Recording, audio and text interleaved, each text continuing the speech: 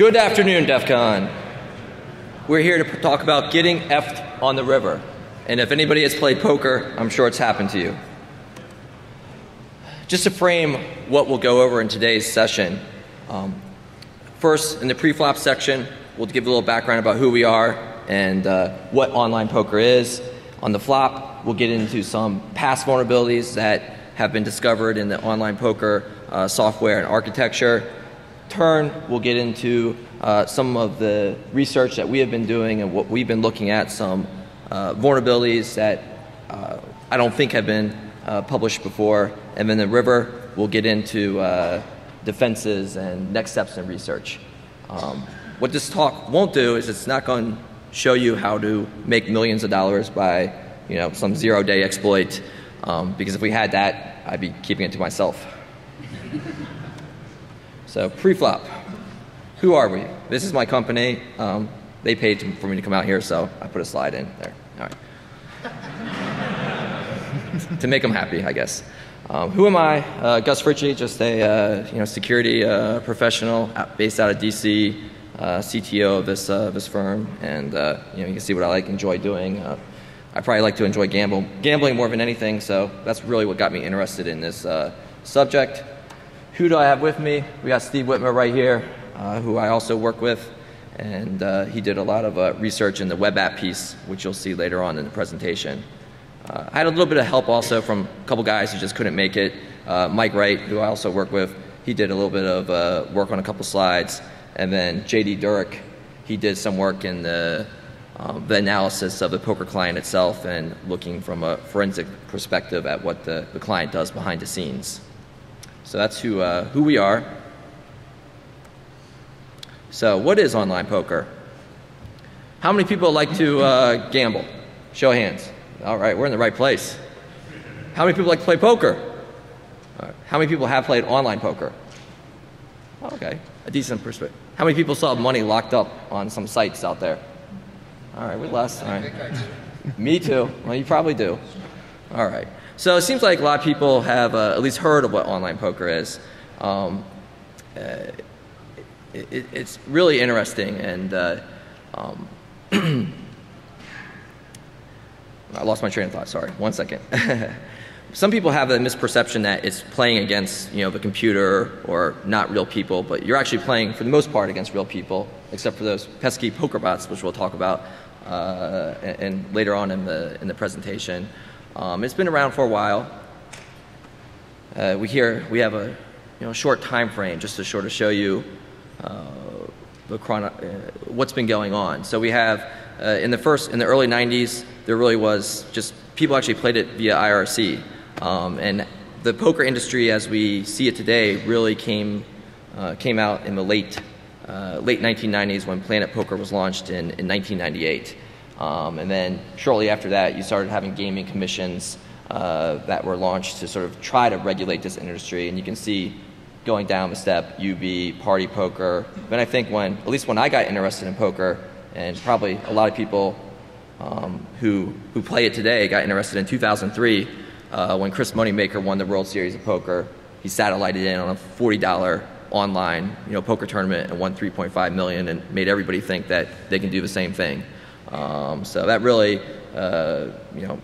made the industry grow. In fact, prior to that, most of the casinos here in Vegas, a lot of them didn't even, were closing their poker rooms. And now, most of the major casinos at least have some form of poker room. And shortly after that, you had Full Tilt Poker. Everyone's, if you like poker, you heard of Phil Ivey and all these, famous Chris Ferguson, all these famous poker pros formed that company. 2005, it became a $2 billion industry. 2006. We see the UIGEA, which is an Unlawful Internet Gaming Enforcement Act, which was tacked on to the end of the Port Security Act that passed in the last minute of Congress. So it was sort of, the Republicans trying to tack something on a rider onto a bill, and that didn't make it illegal to play poker, like some people may think, but it made it illegal for banks to transfer money into the poker sites. So it made it a little bit more difficult, and at that time we started seeing the market had sort of peaked and it started going back down. 2007, we had a pretty large cheating scandal on one of the major sites, and we'll talk about that a little bit into the presentation. 2010, we reached $6 billion. So we're not going to solve our debt crisis here, but it's still a fairly large amount of money. And then 2011, recently on 4/15, Black Friday, when the Department of Justice seized three of the major sites. And why is this important? Because I just wanted to show what's been going on from a time frame. Because I think in the beginning, it wasn't big enough for people to really notice. It started getting bigger. People started noticing more. The government, and then also I think from a security perspective, whenever something gets that big, it obviously draws attention to it, and it makes you, just more curious about really what security controls are in place. So I mentioned online poker current events. If you go to fulltiltpoker.com or PokerStars, you'll see this banner display. The Department of Justice has went ahead and seized the domain names for these sites, and officially made it illegal for maybe not illegal, but it made it much more difficult for U.S. citizens to play online poker. And PokerStars paid out all their players right away. So if you had money on PokerStars, you got paid. But if you had money on other sites like I do, you still haven't got paid. And because of this, the seizure, really development of new features and functionalities sort of is in a holding pattern in poker clients. And another thing why it's important to mention is it sort of made our research a little bit more difficult, because we were researching some of these sites, and then on 4/15 it was more difficult to do research into those sites. This slide is just here to show you why it's how much money is at stake, and why this will become important. I think we'll see in the next slide when you start talking about regulation and compliance. Back in 2004, we're only talking about $1 billion. U.S. government doesn't really care too much, but when it starts growing, well, when I say U.S. government, maybe I mean the Nevada casinos, Harrah's, Caesars Entertainment right here, start wanting to get a piece of that pie, which they currently don't have. And if you see online gambling revenue as a whole is $25 billion. So in other words, there's a lot of money in online poker. I put this slide on here just because I'd like to see piles of money. It's cool. Regulation and compliance. We all have regulation compliance in other industries. If it's a government with FSMA, PCI, SOX, whatever. And I'm not here to say that compliance and regulation is the best thing. We all know that just because you have a system that is certified and accredited according to FSMA or NIST standards doesn't mean it's necessarily secure. It just means you filled out all the right paperwork and then dotted your I's and crossed your T's. But it's better than nothing. And I think there's another talk going on right now talking about PCI, and I think the argument can definitely be made that compliance helps strengthen the security posture of those industries. And I think something similar needs to take place in the online poker industry. And from what I just said, you may think that there is no compliance or regulation. There is, it's just not very greatly enforced. You have Isle of Man, off the coast of England. The Kanawaki Gaming Commission, an Indian tribe, licensed some of these sites, but they really haven't, put into all the controls in place that we would expect these companies to be held accountable for. Party Poker, a site that pulled out of the U.S. Industry back in 2005 when the UIEGA came out. They're licensed by government in Gibraltar, and you can read here what they say. That they keep their system to reliable, the highest standards of software integrity, including access control, change control, fingerprinting of executables. From what we've seen, I don't think all the sites are really doing that. And we didn't really look closely at Party Poker since we can't play there. I wanted to concentrate our research on sites that were available to U.S. players at the time. So we obviously see there is a need for compliance, and I think you'll see why there's a need when we get into some of the past vulnerabilities and new issues that we've noted. A standard needs to be developed. Companies that provide these services need to be audited, just not from the financial aspect to make sure that something that happened on Black Friday doesn't happen again, but also from a computer security control perspective, that controls need to be put in place to enforce these programs to have basic levels of security, which I think we take for granted when we look at other systems like account lockout. Just simple things that they just don't do. And why will this happen? Because there's a lot of money in online poker, and the government wants it, and land-based casinos want it.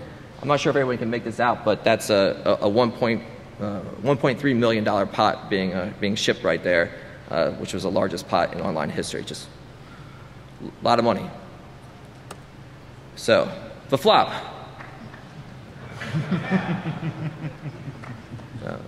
Sorry, just got distracted.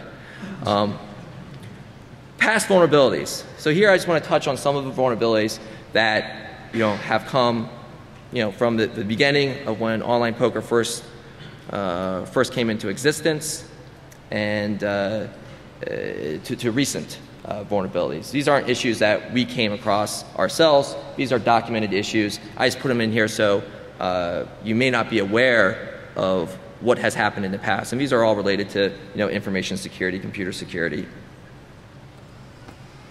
So the random number generator vulnerability.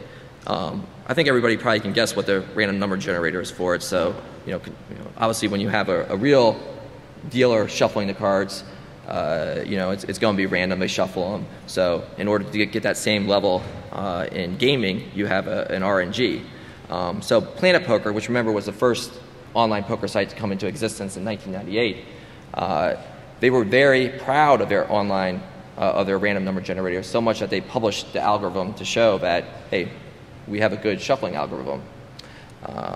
Unfortunately, when some researchers started looking at it, they realized it probably wasn't the best algorithm that was in place. You can see in a real deck of cards what the possible number of unique shuffles is, a very, very large number. In their algorithm, only 4 billion possible shuffles could result. And then to make that even a lower number, the seed they were using was from the Pascal function, randomized, so that reduced the number even further. And then they were able to reduce the number of possible combinations down to a number that could be effectively brute force, so they could tell what cards are going to be coming out. This has since been fixed, obviously, and other companies these days have their RNGs audited by reputable third parties. I took this from the PokerStars site. Cigital, once went ahead and looked at their RNG, and all the other sites have similar information. I don't know. I'm not sure. We didn't look at this to see if the RNG is safe or secure. Maybe it is, maybe it's not. But it's probably something that should be looked at further. The next one I want to cover, as far as a past vulnerability, if you remember, this was on the timeline.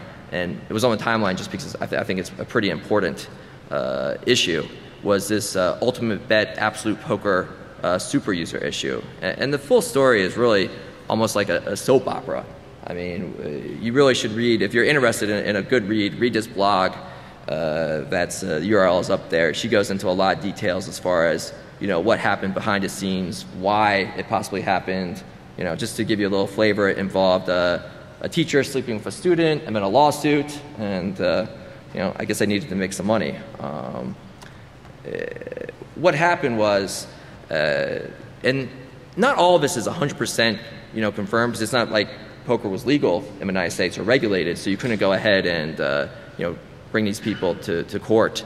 But what we've been able to piece together is that the owner of the company went to his developer, a software developer, and said, hey, I think people are cheating on my site in the high stakes games.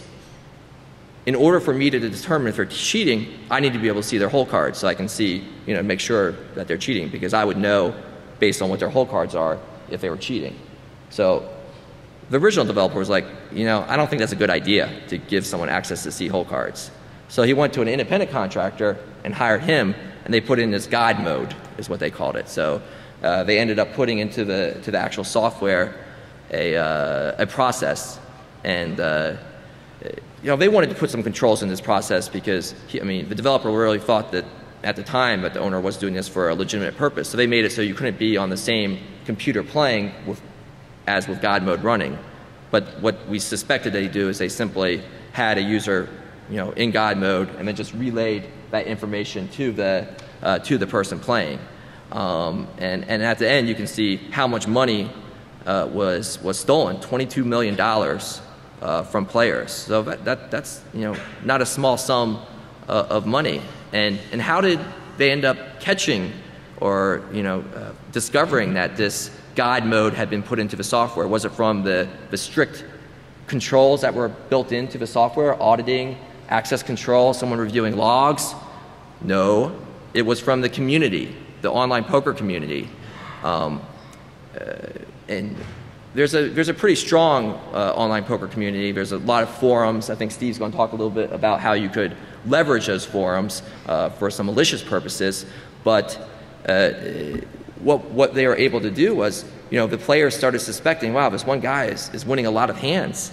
And online poker is different than regular poker. A lot of people play 8 to 10 tables at once. So in real poker, like you see on TV, people get reads by looking at people, and they know betting patterns, and they can sort of tell when people are bluffing. But with online poker, you don't have that. So based on your hand histories, what people are being dealt, you're able to see those hand histories, and people have written software that gives you a statistical analysis over who's won what hands, how many times they saw the flop, how many times they 3-bet you, etc.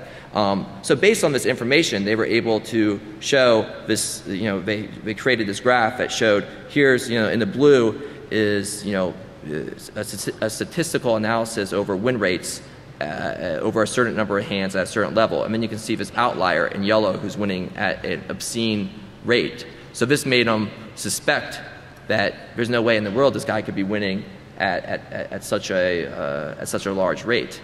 So eventually, they went to, there's enough pressure from the community that they went to the company, and the company finally did their own investigation, admitted, yeah, hey, someone was cheating, and they tried to refund the money. A lot of players did get money back who were playing high stakes, but it's still suspected that they didn't get paid back in full.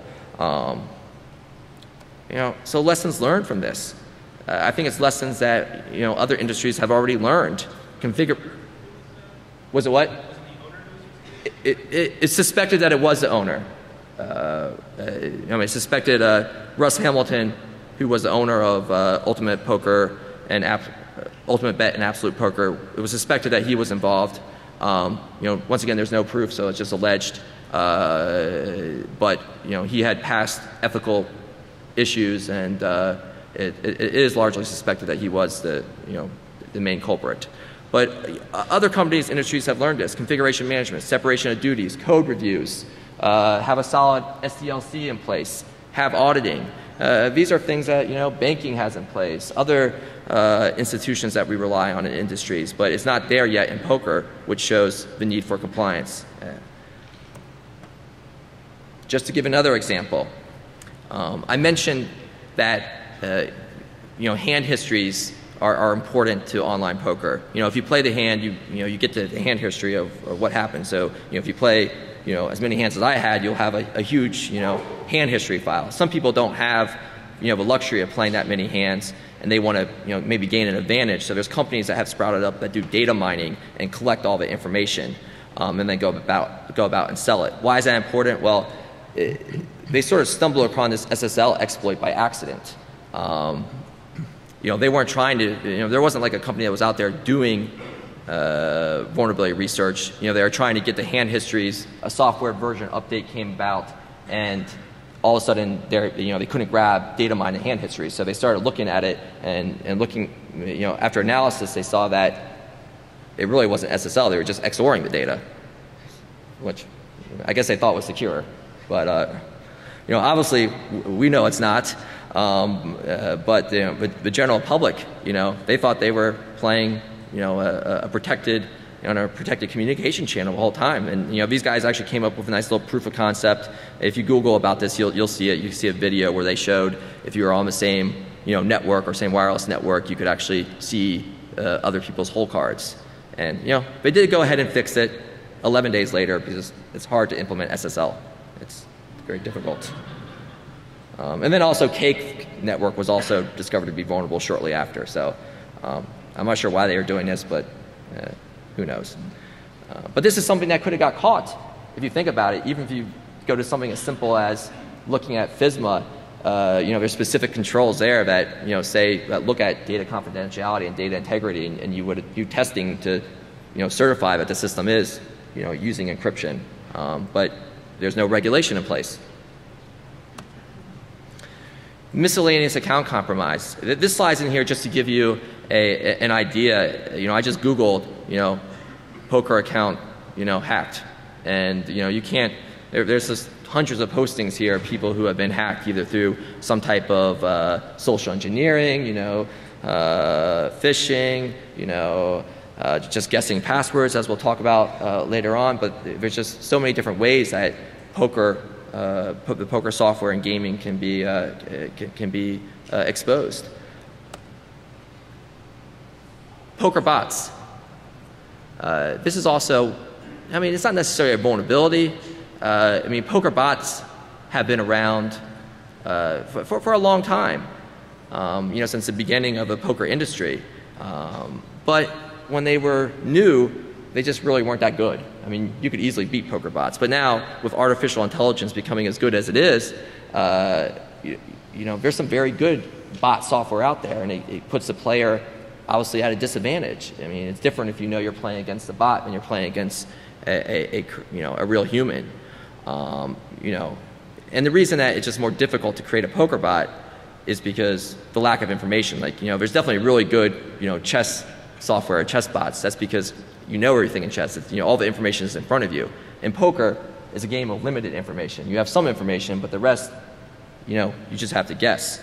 If you're really interested in the technical details of it, you can look at this article on coding the wheel. Unfortunately, this is really the best thing that I found that was out there. There's not a lot of good information about the bots that's easily accessible, because the people who are writing them are making money with them, and they don't want to share that information. So you sort of have to know where to go to look for it, and even then it's difficult as far as the technical details. Just a little bit of information. Once again, that article goes into a lot of detail, but really the way that the poker bots work, and we just thought was interesting, it's primarily through DLL injection. It's not modifying the actual executable or binary, because as you'll see when we look at the next section about the poker client underneath the hood, it does a lot of checks and balances to see if you've made some potential modifications. So it's primarily through DLL injection that it's able to operate. And of course, poker sites have been cracking down on bots. How do they catch them? Betting patterns, if it's always bet the same amount, tendencies, bots definitely play differently. Programming flaws, if you're always clicking to bet on the same pixel, it's going to know that is actually a bot. And then of course, scanning, as you will see, these poker clients, they do try to protect you by examining your system, but in that process, they also invade your privacy a little bit. But that's one way that the sites attempt to catch you. And of course, when a player is identified as a bot, they'll go ahead and confiscate all your winnings and close your account down. How do we know that? Well, we got caught, so they're doing something right, I guess. Poker client equals rootkit. No. The question was, do we write our own bot? We didn't write our own bot. This was just experiment with one of the known bots out there that we were playing around with. Yeah. So poker client equals rootkit, and maybe that's not 100% accurate, but it's close. It has a lot of the same characteristics as a rootkit, and in the attempt to protect, I guess, the gaming, it really goes down and does some things that you may not know about. Including going into where you've been in your web cache. I don't like people knowing where I've been. What does it do behind the scenes? We did some dynamic analysis. We didn't do any static analysis of what it's doing yet. But here's some interesting things that we just pulled out, or at least what JD and I thought were interesting. Some of the function calls looking for enemy window names, enemy processes, enemy URLs, and then some of the programs that or services that it deems unauthorized. So here you can look at, like, if you're looking for Ollie debug, if it's running, it's looking, if you're running some of this software that it considers to be against its terms of service. Once again, this is just very basic analysis. I'm sure it's doing a lot more behind the scenes, and it's just an avenue that we're going to explore further. Here's just some well-known modifications or behavior that we've observed in the poker clients. It goes ahead and will modify your host-based firewall policies if you're running it on Windows. It goes scanning through your Windows process tables. It has the ability to go ahead and read the body and bar text of every window that you have open. The ability to detect mouse movements. These are all things that the poker client is doing behind the scenes. We mentioned that it scans for known bot software. It also looks for the lack of. You can, of course, when you're playing poker, part of the fun is talking to people. And you can do that on online poker too by chatting in a dialog box. So it sort of monitors what you chat in the dialog box. And here you can see the screenshot of it. It's going through your Internet Explorer cache there. So it's going through looking for, well, who knows what. And we're not really sure what it does with this information. I'm not sure if it sends it back, to the mothership. But it definitely looks like it's somewhat invasive to your privacy. And of course, you're agreeing to allow it to do this since you click on the terms of service when you install the software. But most people probably don't know exactly what it's doing behind the scenes. And these clients are somewhat complex. We looked at the Cake Poker client. It has 3 main processes. The client scans itself, like I mentioned, at random intervals to make sure you didn't modify it, because we did go ahead and we made some modifications to the actual client, and it ended up detecting that and forcing you to install a new version.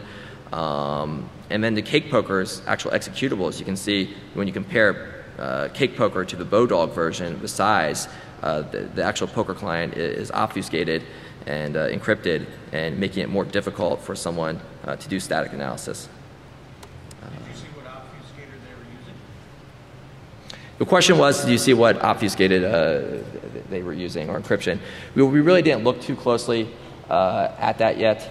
That's something that we plan on looking at in the near future.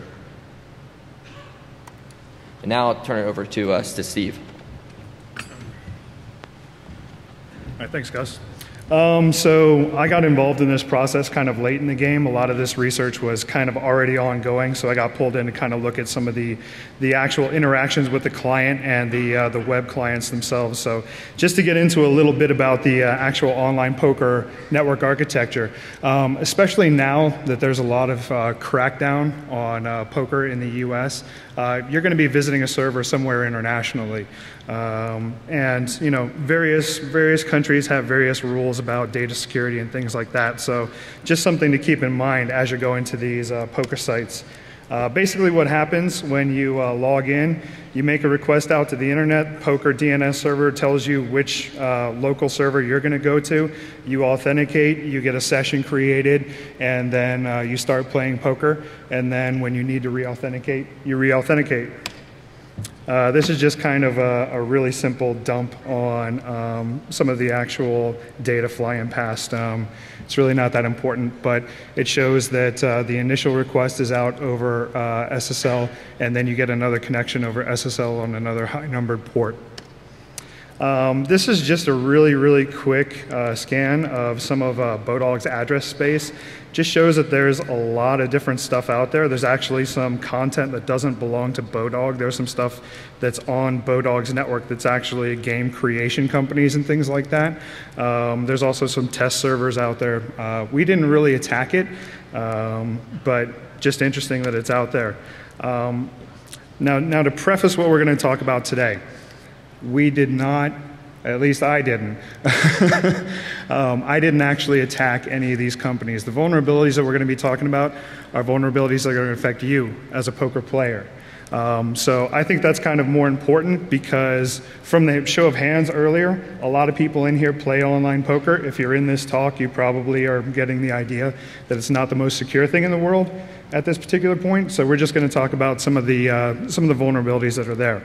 Like I said, I came into this very late in the game just a few weeks ago, but the vulnerabilities were really easy to find. Something else to consider when we're talking about vulnerabilities in online poker. There's dozens and dozens and dozens of online poker sites, all with individual clients. So when we say that this is kind of a new research field that we're looking into, we really haven't kind of scratched the surface at this point. But just the stuff that we did find shows that you can be compromised fairly easily. Let's see here. So, you know, when you go to these particular sites, they have 20 different links on how you can pay them money, but they don't really have any kind of information about how they protect your information, how they protect your credit card data, how they're actually protecting you when you're playing online poker. Now, for all of you out there who look for the HackerSafe logo, I'm sure that gives you a really warm, fuzzy feeling at night, but you should really know better. And these guys don't even bother to do that.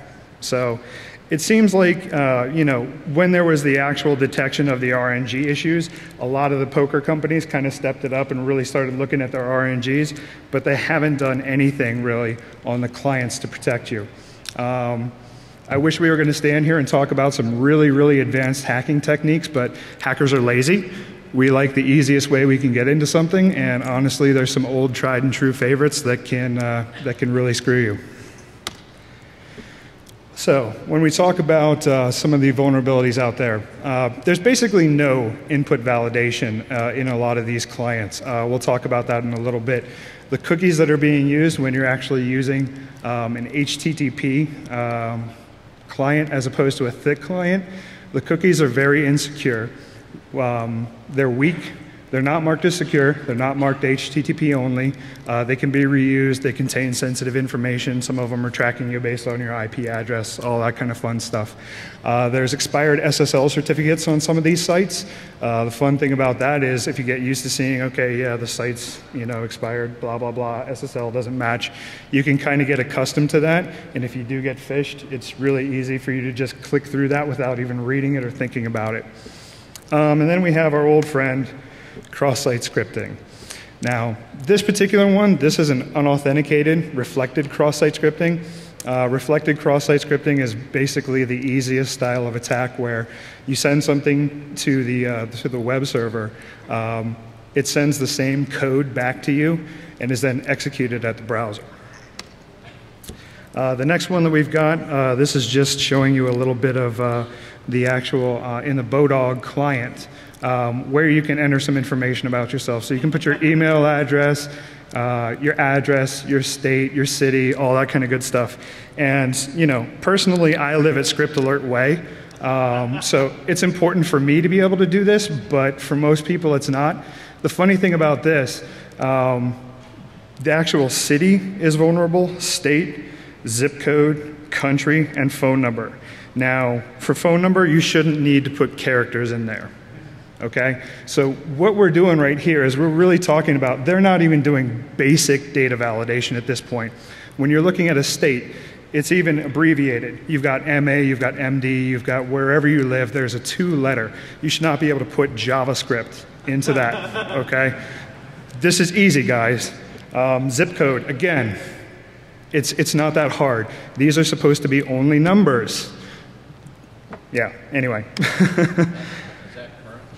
Yeah, that's vulnerable as of today, as of this morning. Not that I'm telling you to go out and use this, but this particular one, this is actually using a stored and DOM-based cross-site scripting attack. As you saw on the previous slide, what we did is we put some active JavaScript in our address field. This comes back and this shows you every single cookie you need. So if you're using the web client, you can create your cross-site scripting attack to then forward this information to your server. You grab that, you replay that, you're now that person. So you have a copy of their session. Not good. This one's an unauthenticated one.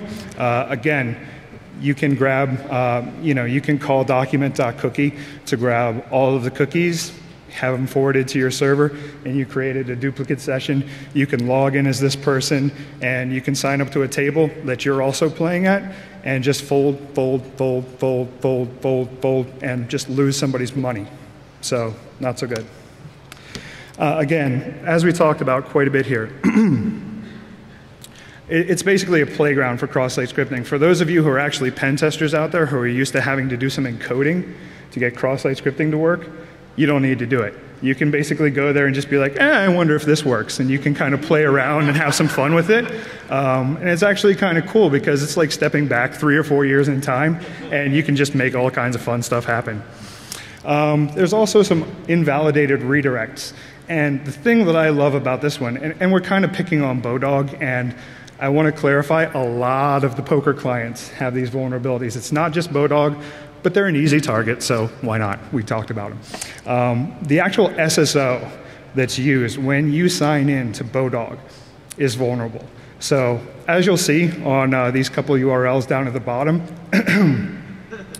you can actually send somebody wherever you want. And we'll talk about where you can actually leverage this in a minute.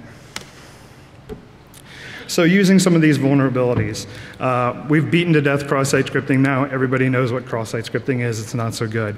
You've got cross-site request forgery as well. Some of these clients, this doesn't really matter, but crossdomain.xml, when you're using a Flash-based poker client, you want cross-domain to be locked down to at least things on the top-level domain. So cake poker, for example, if you want cake poker, you should only allow cake poker, star.cakepoker, whatever you want to do. You should not have a star in there. And many of these sites just have star in their cross-domain policy. Now, what that means is you can basically decompile a Flash client, do whatever the heck you want to it, recompile it, and then start playing actively in some of these games because they're allowing content from anywhere. And you know, this is, again, there's lots and lots more you can do with this. This is all just the really easy stuff to do. And we didn't want to stand up here and be like, all right, here's how you take down poker right now. But I will say, there is more. One of the things that's a good attack vector, especially when you talk about cross-site request forgery and cross-site scripting as far as actually getting people suckered into this, is actually using forums and affiliate sites. Now, the fun thing about using forums is generally when somebody's at a forum, they're logged into the poker client. And they're just kind of chatting and doing whatever they want. But, you know, if they're logged in, you've got great targets for cross-site scripting because you know they have active cookies. They have active sessions. You can grab this information, take it, replay it, done. Also with cross-site request forgery, if you've got something that you can do like a get-to-post translation, or post-to-get translation, excuse me, you can then just kind of say, all right, as soon as you load this particular page, you're folding. Whatever you happen to be in. So the fun thing with this is you can oftentimes, in forums, because we all know forums are really secure, right? Yeah, good times. You can actually just create hyperlinks where you should have an avatar, for example. So whenever anybody loads that page and it goes to load your avatar, it just executes that particular URL. So fold your hand, etc. So anyway, these are just really good attack platforms, and forums and stuff like that have their own vulnerabilities. So even if you're using a secure poker client, if you're on somebody else's forum and they have cross-site scripting, they can hook you. So here we have, you know, picking on Bodog again, just because it's easy. One of their affiliates, not checking cross-site scripting, not even trying. Here's Poker Listings. Poker Listings is another place that has cross-site scripting. This was a really hard one, guys, I gotta tell you. So you see that search field right there? Script alert. That's all this is. They're not even checking. It's easy stuff. So, what do we do when we have cross-site scripting? How many people know what beef is? All right, good. So you know where I'm going with this, right? You've got beef, you know, and here you can see 3 clients that are all, you know, a local address that I was just playing around with. There's so many from my local one because everything I tried worked. It was really easy to do this, guys. So step 1 on this, this is what an actual hook looks like in beef. So you've got your target domain, you've got then the payload there that says, you know, connect back to me, blah. Once you've got a zombie inside of Beef, you can look at their browser. You can see what plugins they're using. You can see where they've been in their browser history. I'm not going to go down the full functionality of Beef, but Beef is a really cool tool, and if you haven't used it, use it. It's good. You can do clipboard theft. You can send raw JavaScript. You can use browser autopwn, yay Metasploit. And you can also use that once you have browser autopwn running.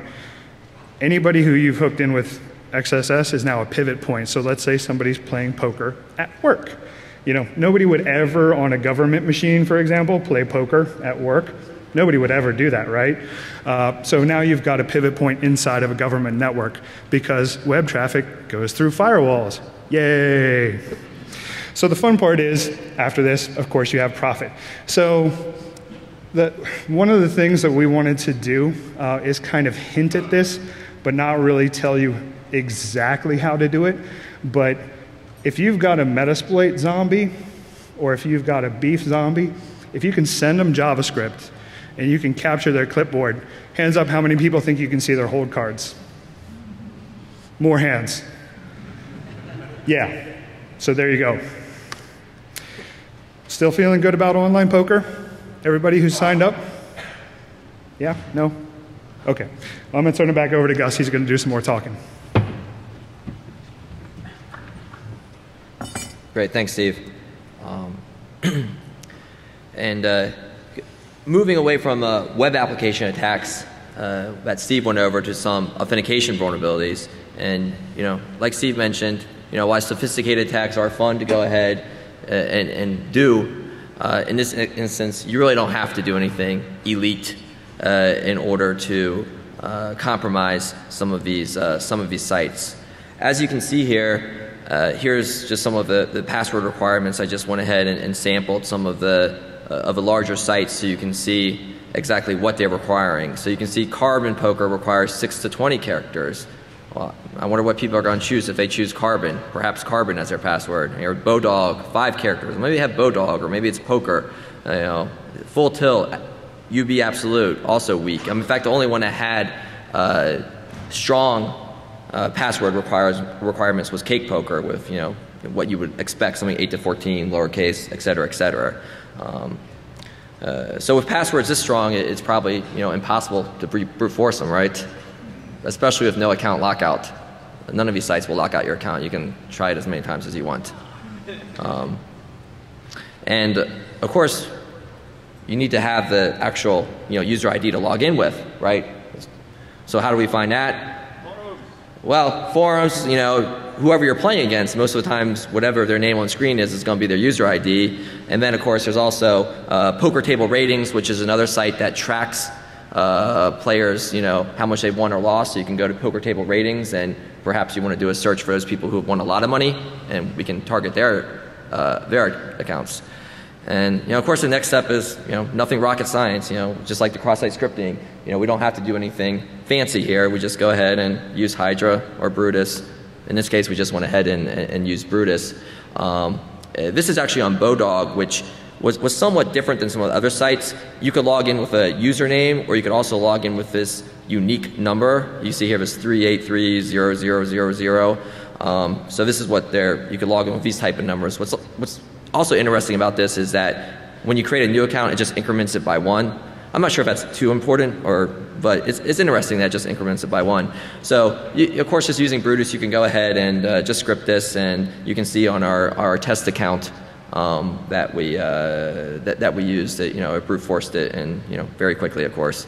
And trust me, poker players, they're not the most sophisticated players when it comes to putting strong protections in place. Most of the time they're pretty lazy, and I guarantee a lot of them have pretty easy passwords. Yeah, it's like they're not risk adverse. Exactly. They're used to just gambling large sums of money. I want to make one point. Most of the research that we did was on the play money sites, because every one of these sites has a play money site that is equivalent to the software is the same as the real money site, but we just didn't feel like using, I didn't feel like using my account because I didn't want to have have it shut down for some reason and have my money confiscated. Anyways, another thing, attacking supporting infrastructure. I think Steve went over this, gave some good examples as far as forums, but it's just not the poker client itself, and that's what I want to emphasize throughout this whole talk. It's the whole poker industry that has weak controls. And with the poker gaming, these other people want to make money off of it, so they come up with new ideas. So there's training sites to teach you how to be a better poker player. There's tracking sites like Poker Table Ratings and SharkScope that will track your play and show you how much you've won or lost. There's Medium forums like Steve mentioned. 2+2 is probably the largest one out there. And of course, if these sites are being used at the same time that people are playing the game, well then if there's vulnerabilities in them, as Steve showed you, you could potentially compromise them. So just some quick examples. Another, cross-site scripting. This is actually in Poker Table Ratings. You can actually make comments about players like "you suck" or whatever. And if you put some, script in there, when someone else goes ahead and reads that comment, you could have obviously something much more malicious than this there. Attacking supporting infrastructure. Continuing. This is about training sites, and this is actually an email that I received, because I belong to training sites because I like to try to make money when I play poker. And this is from, I think, Card Runners sent me this, letting me know that they had detected an illegal intrusion and that, they believe that, all they got potentially was my email address, encrypted password, IP address.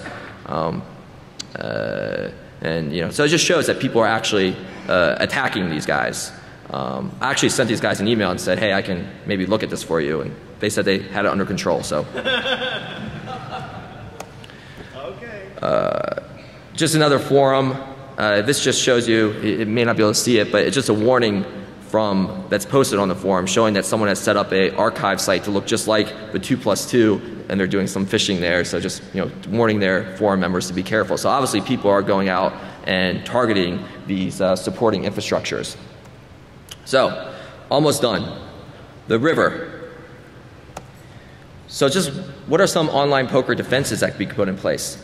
And this is more on the application side. We'll talk next about what you could do yourself to protect. Maybe move away from password-based authentication, because we know multi-factor can't be hacked, but it's better.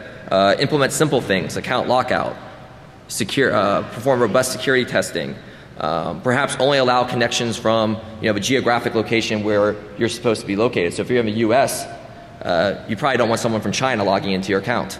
Of course, you get around that, but it makes it more difficult. And maybe adhere to some certain standards. Online poker defenses. What can you do to help protect yourself? I personally play poker in an isolated, virtual machine that's just used just for poker. So I don't do anything else with that. I have a particular VM just for poker. I don't check email. I don't get on the web with it. All I do is play poker on it. Obviously basic security stuff. Use antivirus spyware. Don't play on wireless networks. Strong complex passwords. Don't use the same password across multiple sites. Common sense stuff. Next steps. We're going to continue digging deeper into the client, some static analysis. Maybe look to try to customize a client to bypass restrictions. Perhaps write an automated tool just to better brute force, the actual client itself rather than the web piece. I think it'd be fun to map out more of these networks and see exactly, from an infrastructure perspective, all these test servers and other things that are out there. And then, of course, keep on digging at the web application vulnerabilities. So conclusion, why I don't think we talked about anything earth-shattering here as far as, stuff that we all know about. I just don't think a lot of people have been thinking about it from an online poker perspective. So, we're going to continue looking at it. If you're interested in online poker, there's a lot of smarter people than me out in that room. So please, you look at it and let me know if you find anything. Regulation and compliance, needs to be put into place. And, the question is, do I feel safe playing? If poker was, online poker was legal, tomorrow, would I play? Well, I'd probably play, but that's because I have a gambling problem. But I don't know about the rest of you. So that's it. Questions, we'll be in, I guess, Q2 to answer anything. Thank you, guys.